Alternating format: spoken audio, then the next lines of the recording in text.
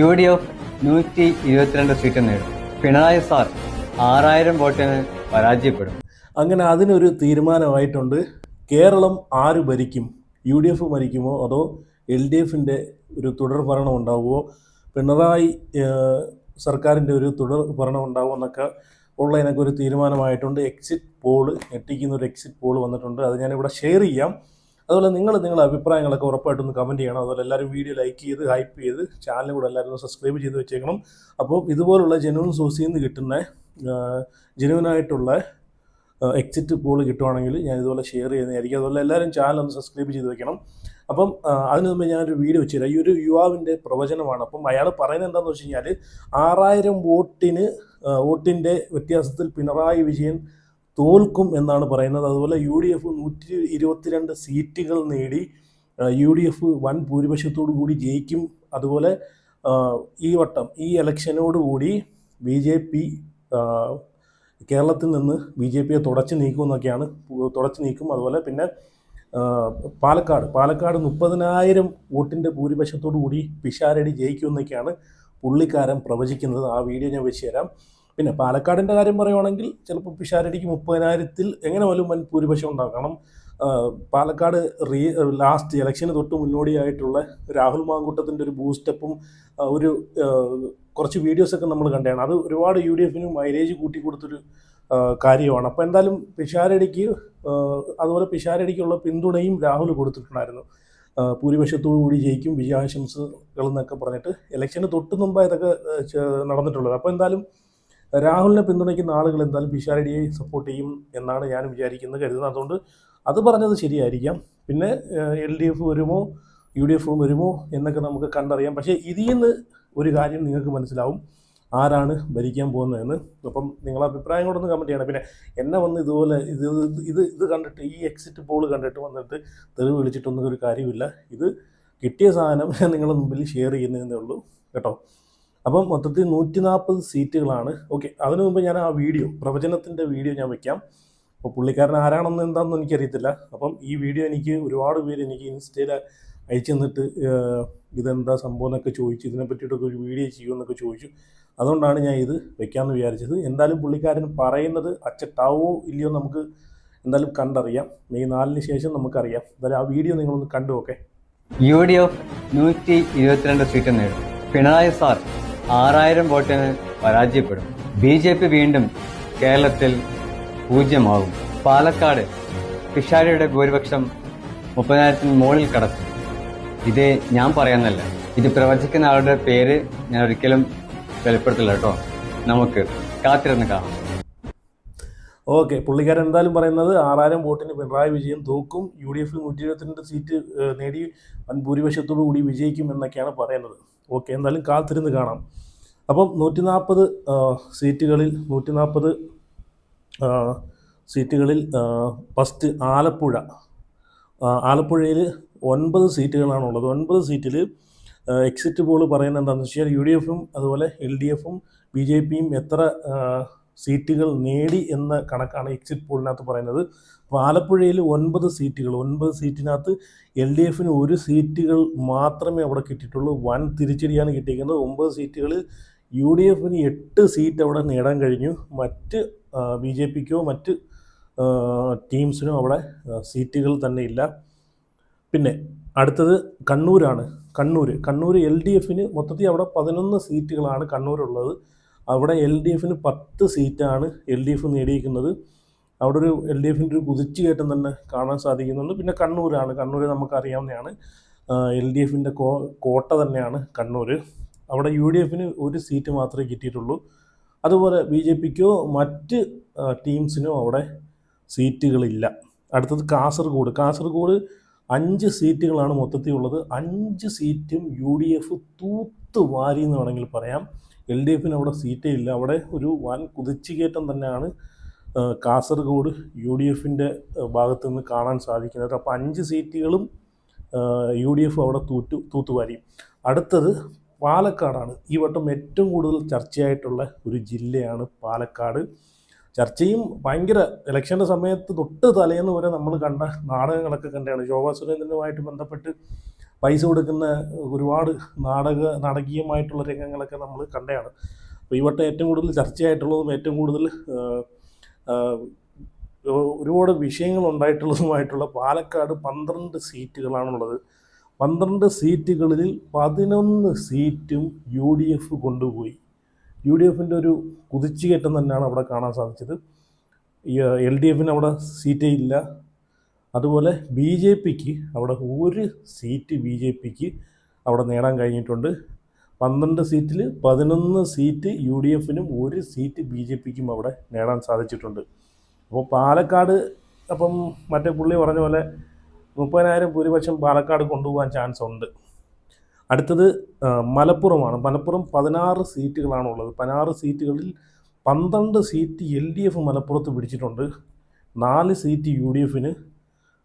അപ്പം ഓക്കെ, അപ്പോൾ 16 ആയിട്ടുണ്ട്. BJPക്കോ മറ്റ് ടീംസിനോ അവിടെ സീറ്റില്ല.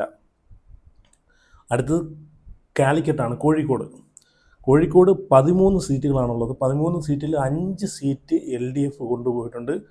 ബാക്കി 8 സീറ്റ് 8 സീറ്റുമായിട്ട് UDFിൻ്റെ ഒരു കുതിച്ചുകയറ്റം തന്നെയാണ് കോഴിക്കോട് കാണാൻ സാധിക്കുന്നത്. BJPക്കോ മറ്റ് ടീംസിനോ അവിടെ സീറ്റുകളില്ല. അപ്പം ഇവിടെ കോഴിക്കോട് ഭയങ്കര ഒരു മുന്നേറ്റം തന്നെയാണ് UDF നടത്തിയിരിക്കുന്നത് കേട്ടോ. പിന്നെ എനിക്ക് തോന്നുന്നു ഷാഫി പറമ്പിലിൻ്റെയൊക്കെ ഈ വട്ടത്തെ ഒരു പ്രകടനങ്ങൾ 60 മണ്ഡലങ്ങളിൽ ഓടി നടന്നാണ് ഷാഫി പറമ്പിൽ ഇത് പ്രചാരണം ചെയ്തിട്ടുള്ളത്. അതിൻ്റെയൊക്കെ ഒരു റിസൾട്ട് ആവാനാണ് ചാൻസ്. ഷാഫിയും അതുപോലെ VD സതീശനും ഒക്കെ നല്ല രീതിയിൽ പുള്ളിയും പ്രവർത്തനങ്ങളൊക്കെ ചെയ്തിട്ടുണ്ട്, ഓടി നടന്ന് ചെയ്തിട്ടുണ്ട്. ഓക്കെ, അടുത്തത് കോട്ടയം 9 സീറ്റുകളാണുള്ളത്. 9 സീറ്റിൽ 9 സീറ്റും UDF തൂത്തുവാരി കൊണ്ടുപോയി. ഭയങ്കര ഒരു കുതിച്ചുകയറ്റം തന്നെയാണ് അവിടെ UDF കാണിച്ചു വെച്ചിട്ടുള്ളത്. 9 സീറ്റും കൊണ്ടുപോയിട്ടുണ്ട്. LDFിനോ BJPക്കോ മറ്റ് ടീംസിനോ ഒരു സീറ്റ് പോലും വിട്ടുകൊടുക്കാൻ നിന്നില്ല. 9 സീറ്റും തൂത്തുവാരിക്കൊണ്ട് പോയിട്ടുണ്ട് കോട്ടയത്ത്. അടുത്തത് കൊല്ലത്തോട്ട് വരുമ്പോഴത്തേക്ക് 11 സീറ്റുകളാണ് കൊല്ലത്തുള്ളത്. 11 സീറ്റിൽ LDF 2 സീറ്റും UDF 9 സീറ്റുമായിട്ട് കുതിച്ച് മുന്നിൽ നിൽക്കുവാണ്. BJPക്കോ മറ്റ് ടീംസിനോ അവിടെ ഒരു സീറ്റ് പോലും കരസ്ഥമാക്കാൻ സാധിച്ചിട്ടില്ല. അപ്പോൾ 11 സീറ്റിൽ LDF 2ഉം UDF 9 സീറ്റുമാണ്. അടുത്ത വയനാട്ടിലോട്ട് വരുമ്പോഴത്തേക്ക് വയനാട് ഇപ്പം ഭയങ്കര വിഷയങ്ങളൊക്കെ നടക്കുവാണ്. വയനാട്ടിൽ വീട് വെച്ച് കൊടുത്തിട്ടുള്ള അതുമായിട്ടൊക്കെ ബന്ധപ്പെട്ട് നമ്മൾ കണ്ടുകൊണ്ടിരിക്കുമല്ലേ. അപ്പോൾ വയനാട്ടിൽ LDFും UDFും തമ്മിൽ ഭയങ്കര ഒരു മത്സരം തന്നെയാണ് നടക്കുന്നത്. വയനാട്ടിൽ മത്സരം തന്നെയാണ് നടന്നുകൊണ്ടിരുന്നത്. പക്ഷേ അവസാന സമയമായപ്പോഴത്തേക്ക് വൻ തിരിച്ചടിയാണ് LDFിന് അവിടെ കിട്ടിയത് വയനാട്ടിൽ. മറ്റേ വയനാട് പാവങ്ങൾക്ക് വേണ്ടിയിട്ടുള്ള പൈസയുമായിട്ട് ബന്ധപ്പെട്ട് ഒരുപാട് വിഷയങ്ങൾ കണ്ടതാണല്ലോ. അപ്പോൾ വയനാട്ടിൽ മൊത്തത്തിൽ 3 സീറ്റേ ഉള്ളായിരുന്നു. 3 സീറ്റും UDF കൊണ്ടുപോയി. BJPക്കോ LDFിനോ അവിടെ സീറ്റില്ല. അടുത്തത് തൃശ്ശൂരാണ്. തൃശ്ശൂർ 13 സീറ്റുകളാണുള്ളത്. 13 സീറ്റുകളിൽ 8 സീറ്റ് LDFും അതുപോലെ 2 സീറ്റ് UDFും 3 സീറ്റ് BJPക്കും അവിടെ നേടാൻ കഴിഞ്ഞിട്ടുണ്ട്. എക്സിറ്റ് പോളിനകത്ത് അങ്ങനെയാണ് 3 സീറ്റ് BJP അവിടെ നേടിയിട്ടുണ്ട്. അപ്പം LDFിൻ്റെ ഒരു കുതിച്ചുകയറ്റം അവിടെ കാണാൻ സാധിക്കുന്നുണ്ട്. തൃശ്ശൂർ 8 സീറ്റുമായിട്ട് LDF അവിടെ മുന്നിൽ നിൽക്കുവാണ്. UDFിന് 2 സീറ്റ്. അടുത്ത ട്രിവാൻഡ്രത്തോട്ട് വരുമ്പോഴത്തേക്ക് 14 സീറ്റുകളാണ് ട്രിവാൻഡ്രത്തുള്ളത്. 14 സീറ്റുകളിൽ തിരുവനന്തപുരത്ത് 9 സീറ്റ് UDF കൊണ്ടുപോയിട്ടുണ്ട്. അവിടെ LDFിന് സീറ്റേ ഇല്ല. അതുപോലെ BJP അവിടെ 5 സീറ്റ് കരസ്ഥമാക്കിയിട്ടുണ്ട്. എനിക്ക് തോന്നുന്നു തിരുവനന്തപുരത്ത് LDFിൻ്റെ ഒരു തകർച്ച തന്നെയാണ് കാണാൻ സാധിക്കുന്നത് എക്സിറ്റ് പോളിനകത്ത്. അതുപോലെ UDF 9 സീറ്റുകളുമായിട്ട് മുന്നിൽ കൊണ്ട് BJPയും കട്ടയ്ക്ക് തന്നെ കൂടെ കയറിപ്പോയിട്ടുണ്ട്. സംഭവം എനിക്ക് തോന്നുന്നു മറ്റേ ആര്യ രാജേന്ദ്രൻ്റെ ഒരു തൊലിഞ്ഞൊരു ഭരണം കാരണമാണ് ഇവിടെ LDFിന് മൊത്തം സീറ്റ് നഷ്ടപ്പെട്ടിട്ടുള്ളത് തിരുവനന്തപുരത്ത്. അപ്പം നമ്മൾ ആര്യ രാജേന്ദ്രൻ്റെ ഭരണമൊക്കെ കണ്ടതാണ്. അതുപോലെ BJPക്ക് കോർപ്പറേഷൻ കൊടുത്തതും ആര്യ രാജേന്ദ്രൻ്റെ ഒരുമാതിരി ചീഞ്ഞു നാറിയ ഭരണം കാരണമാണ് അല്ലേ. അപ്പോൾ അതുകൊണ്ടൊക്കെയാണെന്ന് തോന്നുന്നു തിരുവനന്തപുരം എന്തായാലും LDFിന് ഒരു സീറ്റ് പോലും നേടാൻ സാധിച്ചിട്ടില്ല എന്നാണ് ഈ എക്സിറ്റ് പോളിനകത്ത് കാണാൻ സാധിക്കുന്നത്. വൻ പരാജയമായിപ്പോയി ആര്യ ഒരാൾ കാരണം. ഇപ്പം ശിവൻകുട്ടിയുടെ അവസാനത്തെ ഇലക്ഷന് മുന്നോടിയായിട്ടുള്ള കലാശക്കോട്ടയിൽ നമ്മൾ കണ്ടതാണ്. ആര്യ രാജേന്ദ്രൻ വന്ന് നിൽക്കുന്ന സമയത്ത്, വണ്ടിയിലൊക്കെ കയറുന്ന സമയത്ത് വീഡിയോ ഇപ്പം ശിവൻകുട്ടി പേടിച്ച് വരണ്ട് നിൽക്കുന്ന രംഗങ്ങളൊക്കെ നമ്മൾ കണ്ടതാണ് അല്ലേ. അപ്പം ആ ശിവൻകുട്ടി വിചാരിച്ച് കാണും, ഇവിടെ ഈ ആര്യ രാജേന്ദ്രൻ ഇവിടെ മോന്ത ഇനി കണ്ടു കഴിഞ്ഞ് എനിക്കിനി ആരെങ്കിലും വോട്ട് ചെയ്യുമോ എന്നുള്ളൊരു പേടിയൊക്കെ അതിനകത്തൂടെ നമുക്ക് കാണാൻ സാധിച്ചായിരുന്നു. എത്ര പേര് കണ്ടെന്ന് അറിയത്തില്ല, അന്ന് കണ്ടല്ലേ വണ്ടിക്കകത്ത് കയറുന്നു, വണ്ടിക്കകത്ത് നിന്ന് ഇറക്കി വിടുന്നു. അപ്പം എന്തായാലും ആര്യ രാജേന്ദ്രൻ കാരണം കോർപ്പറേഷൻ BJP കൊണ്ടുപോയിട്ടുണ്ട്. പക്ഷേ എന്നാലും കുഴപ്പമൊന്നുമില്ല, നല്ലൊരു മേയറെ തന്നെയാണ് ട്രിവാൻഡ്രംകാർക്ക് കിട്ടിയിട്ടുള്ളത്, VV രാജേഷ്. അപ്പം അടുത്തത് വരുന്നത് പത്തനംതിട്ടയാണ്. പത്തനംതിട്ടയിൽ 5 സീറ്റാണുള്ളത്. 5 സീറ്റിൽ 5ഉം UDF കൊണ്ടുപോയി. LDFനോ BJPക്കോ മറ്റ് ടീംസിനൊന്നും അവിടെ സീറ്റില്ല. 5 തൂത്തുവാരി UDF പിടിച്ചിട്ടുണ്ട്. അടുത്തത് ഇടുക്കിയാണ്. ഇടുക്കിയിലും അതുപോലെ 5 സീറ്റുകളാണ്. 5 സീറ്റുകളിൽ ഇടുക്കിയിലും 5 സീറ്റും UDF നേടിയിട്ടുണ്ട്. അപ്പം പത്തനംതിട്ടയും ഇടുക്കിയും 5 സീറ്റുകളുള്ളതിൽ 5 UDF ആണ് കൊണ്ടുപോയിട്ടുള്ളത്. LDFനോ മറ്റ് ടീംസിനും അവിടെ സീറ്റുകളില്ല. അവസാനമായിട്ട് വരുന്നത് എറണാകുളമാണ്. എറണാകുളത്ത് 14 സീറ്റുകളാണുള്ളത്. 14 സീറ്റുകളിൽ 4 LDF കൊണ്ടുപോയിട്ടുണ്ട്. 10 UDFിൻ്റെ ഒരു കുതിച്ചുകയറ്റം തന്നെ അവിടെ കാണാൻ സാധിക്കുന്നുണ്ട്. പിന്നെയെന്ന് വെച്ച് കഴിഞ്ഞാൽ BJPക്കോ മറ്റ് ടീംസിനോ അവിടെ സീറ്റുകളേ ഇല്ല. അപ്പോൾ മൊത്തത്തിൽ 140 സീറ്റുകളിൽ LDF നേടിയിട്ടുള്ളത് വെറും 42 സീറ്റുകളാണ്. 42 സീറ്റുകൾ. അപ്പോൾ ആ 42 സീറ്റുകൾ കിട്ടാനുള്ള കാരണം എന്തുകൊണ്ടാണെന്നൊന്ന് വീഡിയോ കാണുന്ന ആളുകളൊന്ന് ജസ്റ്റ് ഒന്ന് കമൻറ്റ് ചെയ്യണേ. പിണറായി സർക്കാരിൻ്റെ ഭരണം കൊണ്ടാണോ ഇനി വേറെന്തെങ്കിലും കൊണ്ടാണോ എന്നൊക്കെ ഒന്ന് ജസ്റ്റ് ഒന്ന് കമൻറ്റ് ചെയ്ത് തരാം. UDFന് ഇവിടെ നേടാൻ സാധിച്ചേക്കുന്നതെന്ന് വെച്ച് കഴിഞ്ഞാൽ 84 സീറ്റുകളാണ്. VD സതീശൻ പറഞ്ഞേക്കുന്നത് വെച്ച് കഴിഞ്ഞാൽ 100ൽ 140 സീറ്റും നേടുമെന്നൊക്കെയാണ് പറഞ്ഞേക്കുന്നത്. പക്ഷേ ഈ എക്സിറ്റ് പോളിനകത്ത് UDF നേടിയിരിക്കുന്ന 84 സീറ്റുകളാണ്. BJPക്ക് അവിടെ 9 സീറ്റുകൾ നേടാൻ സാധിച്ചിട്ടുണ്ട്. അപ്പം ഇത്രയൊക്കെയാണ് എക്സിറ്റ് പോളിനകത്ത് പറയുന്ന കാര്യങ്ങൾ. അപ്പം എന്തായാലും ഇത് ഈ എക്സിറ്റ് പോൾ കറക്റ്റാവോ ഇല്ലയെന്ന് നമുക്ക് മെയ് 4 ശേഷം കണ്ടറിയാം.